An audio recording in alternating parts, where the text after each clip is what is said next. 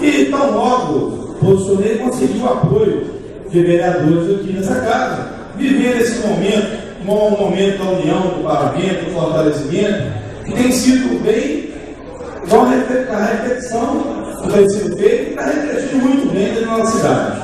Essa luta do restaurante popular é uma luta que tem sido travada desde o início, onde nós tivemos aqui apoio, em alguns momentos, até de vereadores da base do governo, que assinaram, que sabem da necessidade que a cidade tem com esse instrumento que é o restaurante popular.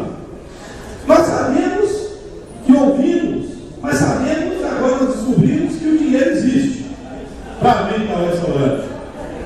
Nós aguardávamos esse momento e esperávamos que agora sim teríamos restaurante popular aberto, porque agora ficou claro que o dinheiro existe. Que nós fomos para as ruas, buscamos abaixo assinado, mobilizamos e agora a gente fica feliz que pode e fica claro que falta só a boa vontade.